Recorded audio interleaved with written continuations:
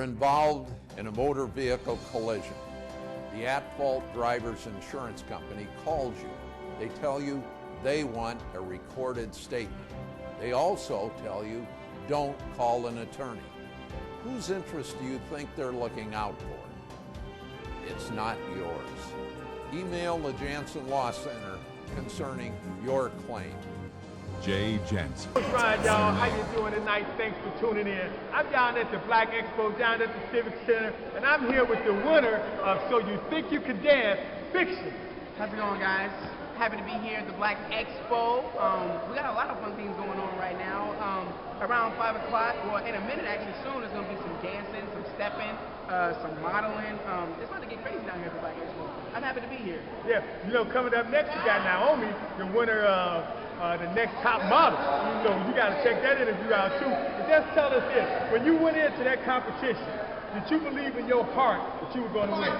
You know what? Honestly, I believe that if I did my best and did my 100% and tried my hardest, that I was going to get good results. Now, that I think I was going to win, no, but I knew that I just had to take it step by step, every step of the way.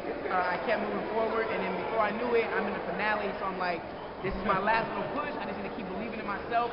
I believe in myself that I can do good. I believe in myself that I can move on to the next round every time. So I took it step by step. I didn't look forward and was like, oh man, you know, I just know I'm going to win this. It was definitely it was a step-by-step process. Right. Yeah, so just definitely believing in myself played a big part. And see, believing in yourself, that's what it's all about. I say so much on this show, if you believe it and conceive it, which means to see it, you can achieve it. So you have to see it in your mind's eye. So when you practice and rehearse, you practice and rehearse in mirrors, right? Actually, I don't. I practice and rehearse at home. A lot of it is mental for me. When I dance, I don't like to look in the mirror.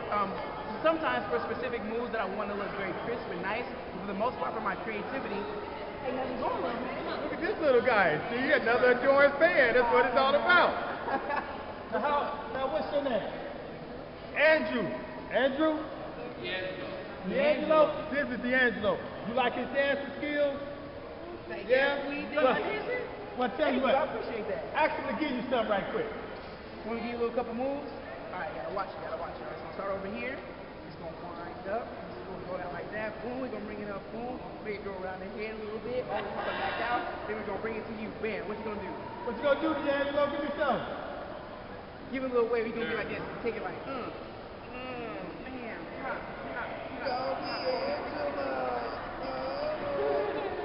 Now, Touch pop. Oh, okay. D'Angelo, what school you go to? He say, he's thinking about it. What school he go to, Dad? Thomas Jefferson. So you tell all your friends at Thomas Jefferson, you got to meet the best dancer in America. Can you do that? You remember his name? What's his name? Fiction. Fiction, that's right. D'Angelo.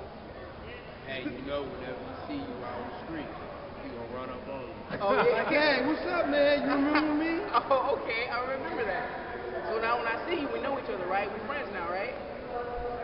Ooh, nice to meet you. Now, see, this is what working hard, being professional, and winning can get you.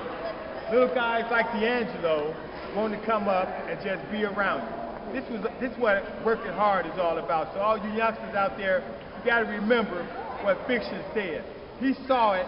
It was all mental. You said you rehearsed mentally, right? It's a lot of mental rehearsing and a lot of believing in yourself.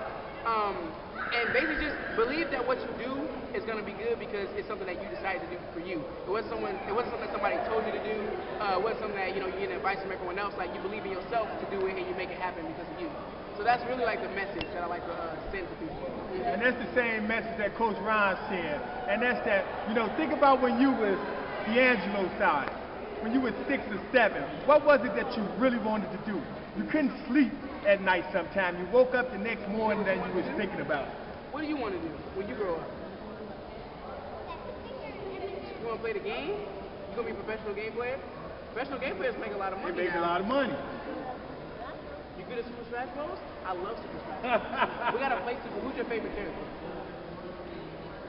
You like Mario? You like Pikachu? I like Sonic. Pikachu is his favorite character. Sonic is we should play sometime.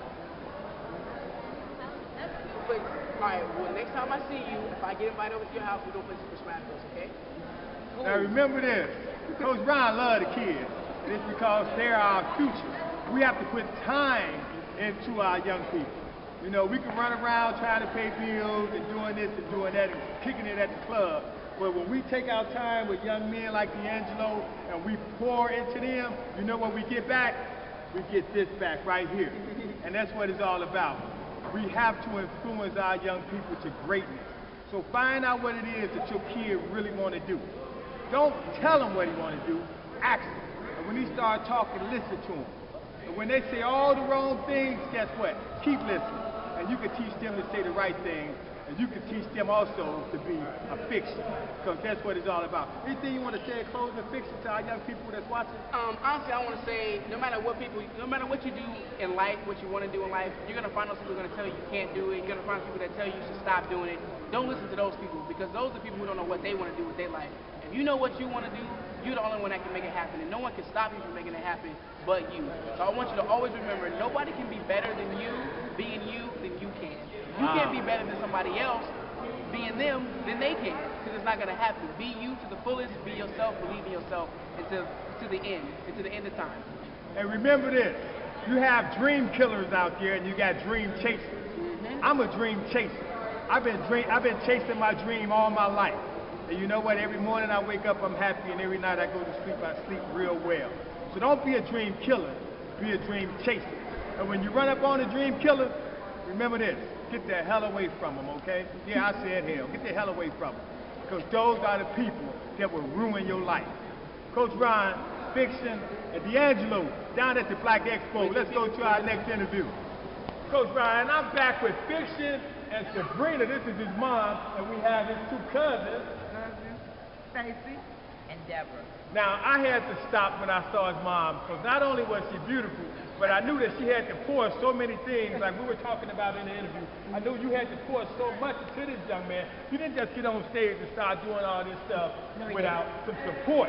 Yeah. And I want to talk about how important it is that we support our young people, because I got a son in college that I raised when he was 3 years old. He's playing great college ball right now, and it took years of that support. Now, what did you have to do to kind of pour into your son?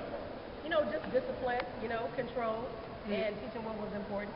And important things were education. And then, you know, you had time to work on your dancing and your moves. And, you know, and at first he wasn't the greatest dancer, but because he loved to do it, I said, well, keep doing it, keep moving. But then there was days when he would make moves, and I would say, no, not those. So let me know what looked good and what didn't. Yeah, what looked good, what didn't look good. But for the most part, you know, it was all on him. You know, he kept it up, he kept the moves, he was not embarrassed. He was proud of what he was doing, and he just kept, he was very dedicated. And one thing my mama always, sorry, I didn't mean to cut you off, but one thing she always taught me was, number one, if you know something that you want to do it, and you're not going to be able to please everybody, but do what you love to do regardless. And, like, you can make something out of that, like, if you believe in it. Like, she always told me, if I'm going to choose to do something, don't do it halfway, don't do it 50%, don't do it 75%, yeah, and don't quit. One thing in our household, we never quit. If you quit, you get in trouble. So I was always taught to never quit, never give up, and that's where I probably get my competitiveness from, as well as doing something to the fullest and not just doing it halfway, because when you do it halfway, you're not guaranteed results. This is the way I put it. It's math. It's math. You put 25% into something, there's a 75% chance that you're not going to you could get something good back, could get something bad back. Right. You put 50% into it, there's a 50% chance get something good, get something bad.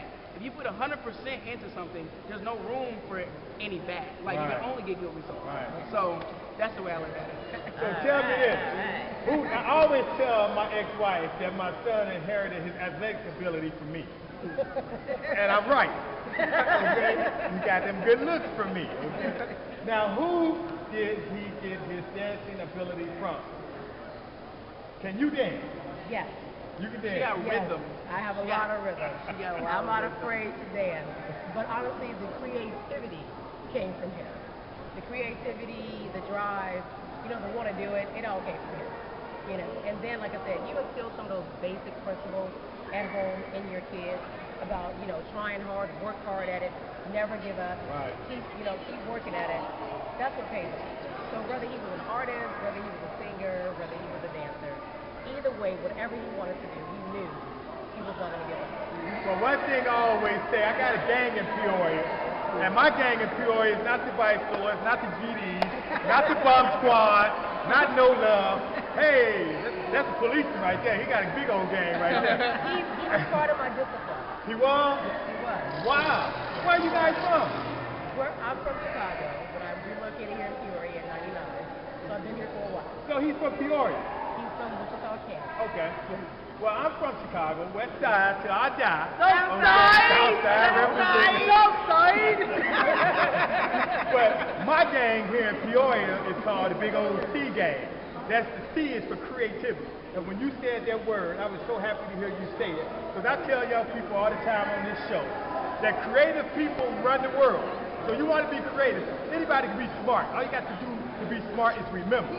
But when you can be creative, you can be a fiction. When you can creative, you can be a Benjamin Banneker. Yes. You can be George Washington Carver. You can be a Oprah Winfrey. You can be a Bill Gates. So be creative.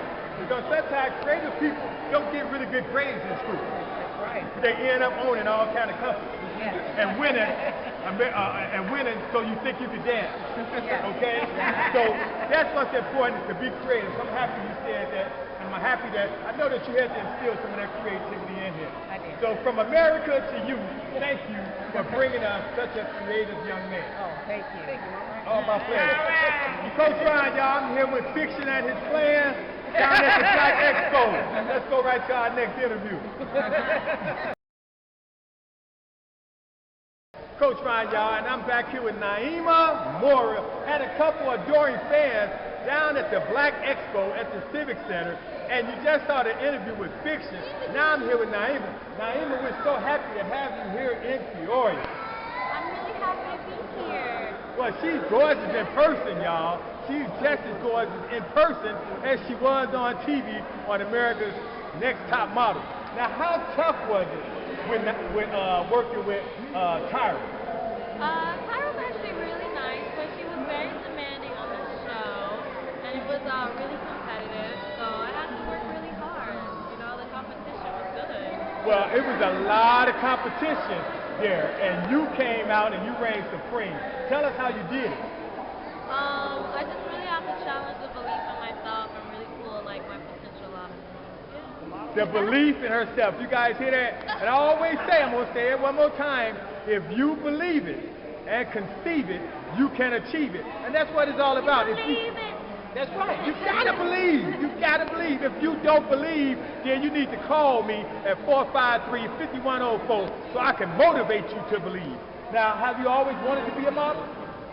Not always. I was a ballet dancer at first. Ballet? Yeah, I was actually a ballet dancer for a long time. Wow. Did you ever play basketball? Because she's tall, huh? No basketball. I'm terrible at sports. Actually. Well, she's beautiful enough. She don't have to play any sports. Ain't that right, lady? You see that? Now, tell us this. How do you use your winning to motivate young people like this? Well, I really wanted to turn my reality television experience into something tangible.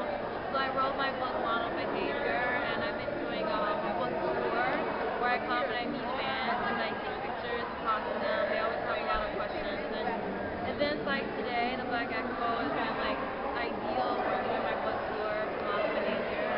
And you have a lot of young ladies like this that come up and want to talk, huh? Yeah, it's very sweet. Now, what's your name? Michaela. What school you go to? Cabin Coolidge in the house, representing with the big old C. Jayana. What school? Lindbergh, representing with the big old L. The L is for love and the C is for creativity. I went to Lindbergh School yesterday. I'm sorry I didn't make it to yours, but I went to Lindbergh. Fiction and I actually went around yesterday and we went and did a bunch of talking, motivational, inspirational speaking with the students. And we did a little runway. Oh, yeah? We did a little dancing. It was fun, right? So you dance, too? A little bit. A little bit. Not as good as him. Not as good as Fiction. But I saw you guys on the news at Lindbergh, at Treewind, and Lincoln, I think it was. And I was happy to see that you guys are going around talking to the young people. That was important. You have a lot of adoring fans all over America that really, really love you and look up to you. You young ladies look up to her, huh? Yeah. Any inspiring models? Used to be a model? You still can be. What about you? What you gonna do when you grow up? Be a nurse. What about you? A singer? So that takes a lot of practice, like modeling. I used to actually model in Chicago years and years ago. I love runway modeling. I remember the T position. I still got it, y'all. I still got it, okay? You got any openings? No, I'm just joking.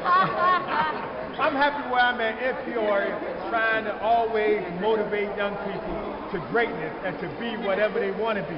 Remember, whatever you have in your heart that you want to be, you have to believe it.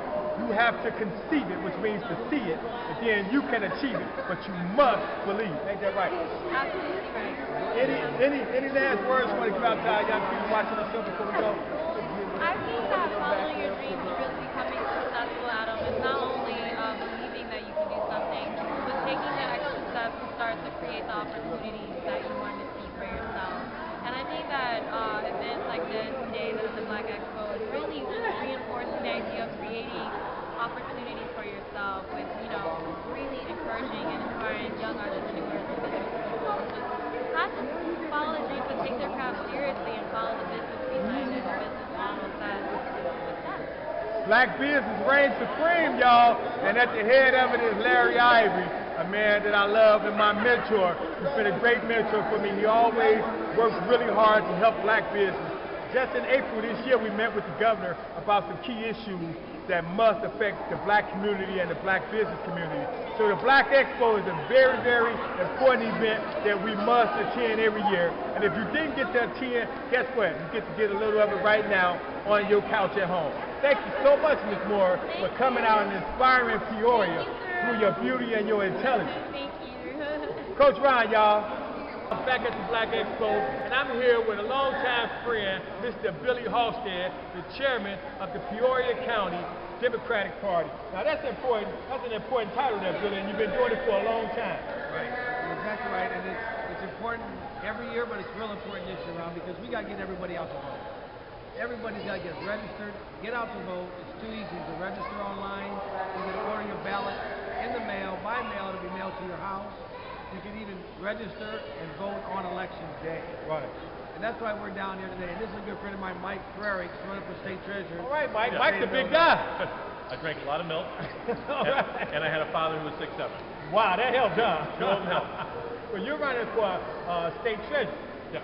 Now, what do you want to say to our viewers out here? And I'm running for state treasurer. The reason I'm out here today is because I think that if we invest in our entrepreneurs and our small businesses, we can help grow businesses in the state, which puts more people to work, which helps our bottom line and gets us going in the right direction. I'm going to tell you something. Years ago, I voted for Julie Bartopinka as the state treasurer, and I haven't been real happy. Okay, Mike? So I got an ear open to listen to Mike now. And I also got a great love for our governor, Pat Quinn, who myself and Larry Ivory went and met with in April of this year. I love a governor that can take our time for the common man and listen to what we had to say. We had a lot of gripes, Billy, Right. and he listened. And I was very happy with that, and he's helping Larry out with some stuff. Good. Good. That's what it's all about. Register and get the people elected that's going to be out there working for you. That's right. That's the bottom line. Now, you got a debate coming up next Right. month. I'm not sure when it is, but next month sometime. Yeah, well, look out for that debate coming up next month with Governor Pat Quinn. Hey, some of my people there, y'all, and that other guy. I don't even remember his name. I don't either. He's not relevant. Doesn't matter. He's not relevant. That's right. Pat Quinn is all we need to know. Pat Mike Quinn, Peoria. that's right. Mike Frerichs. Peoria. Frerichs. Frerichs. We got to Very spell good. that. Frerichs. Okay, get to know that name because we need to vote for Mike and we need to vote for Governor Quinn. Let's give Mike a chance. We gave Judy Bartopinka her chance. Now let's give Mike a chance. And of course, again, let's give our governor, who works really hard for us, another chance. Thanks, Billy. Thank you. Thanks, Mike. Thank you very much. And Coach don't Ryan. forget about my boss, Who's Jesse White. Jesse White? Yeah. Well, some of you guys. Save no love for Jesse Save White. no love for Jesse. Well, you know, I'm from Chicago, so I got a lot of love for Jesse. And you guys might have seen Billy down at the Secretary of State office when you're going to get your license and other stuff. He's down there all the time. Coach Ryan, y'all, thanks for tuning in. Let's go right now. Coach Ryan, y'all, back at the Black Expo. I'm here with Marcellus Somerville, longtime friend, great Peoria Central high school basketball player. We're down at the Black Expo. Now, Marcellus is down here in the dunk competition with De'Aaron Williams and Quentin Edwards, who we just interviewed, and Mike Giles, and who else? And Matt Sally actually got in, too. So, Marcellus, I'm glad to see you come out, bring the family out. You got your son, you got Lathan, you got London, and of course the beautiful Brooke back there out at the Black Expo. Now, how important is it that you come out and support the Black Expo? It's very important. The family is the first time that we're here because we're usually going overseas so late. But it's a great opportunity to show them some of the Black events and some of the things that's going on in the Peoria area for the year. Now, I was watching the news a couple of weeks ago, it might have been a month ago, and I saw you and your foundation doing some things. Tell us what your Marcellus Somerville Foundation is doing. We're just trying to make sure the kids are, taken care of as far as like on the school level. We got them some backpacks, got them some school supplies and things like that, and a few haircuts. Just get them started in the right way, prepare for school. And we're going to have that every year around maybe a week before school starts. So just a nice little party for the kids before they start school every year. Now, for a lot of the Marcellus Somerville fans out there, tell them what you're doing right now. De'Aaron Williams on standby. Don't go nowhere, De'Aaron. Tell us, let some of your fans know what you're doing professionally with your basketball. Yeah, professionally I've been playing overseas for 8 years. This will be my 9th year. I'll be going to Argentina, South America. It'll be a whole new experience for me, a whole new environment. So, I'm looking forward to the, new venues and things like that. If I call your name, it's basketball, so as long as you can put the ball in the hole, you'll be around. So you see that? You don't have to play the NBA. It's a lot of opportunities, a lot of places where you can play and be appreciated and make money to support your family and some of your friends, huh? Yeah. Some of your family members. Yeah, some of the family members. Hopefully I can continue to do this for a few more years. Then I can come back and really set a big foundation here in Peoria and helping get the community back in a big way. So right now it's just a small little help to help the kids, but I think it helped because they responded well to the back to school bash. So hopefully when I return, we can help in a major way. Well, we're glad to see that you're doing what you're doing because it's motivating young kids, and I think that's important. And we thank you, and we want so much, man. I love you for many years, ever since you was a little guy.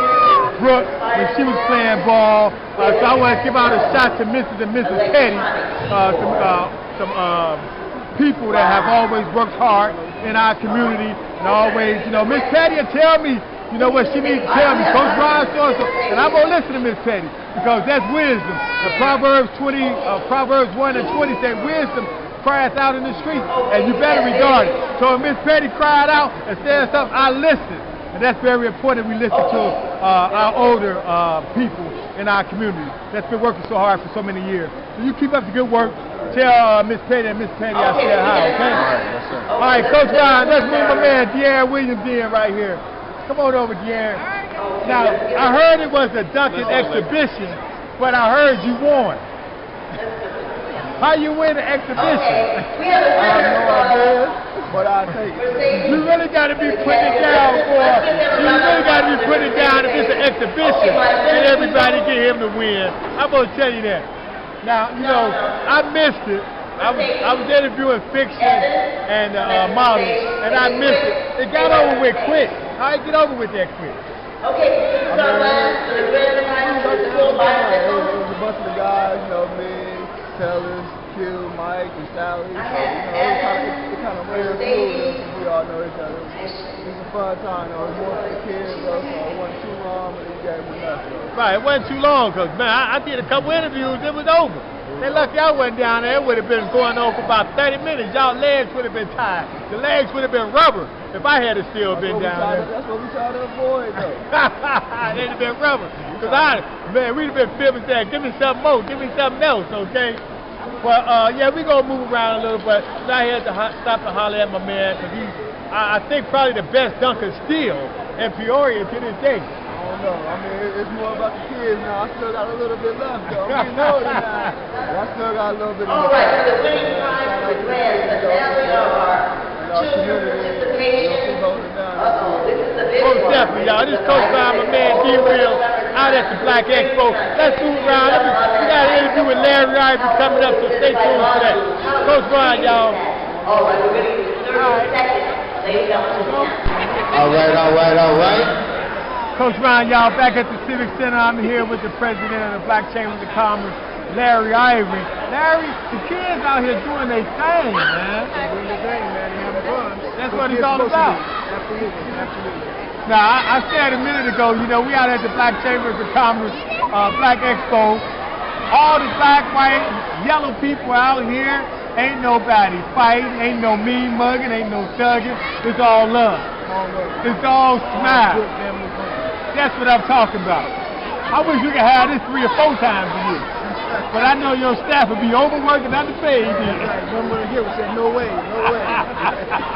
Now, you had a lot of stuff out here today. A lot of businesses out here promoting themselves to the black community, white community, and yellow community, like I say. It's not just a black expo, it's a multi. We got to get you back to your seats. The show's about to start.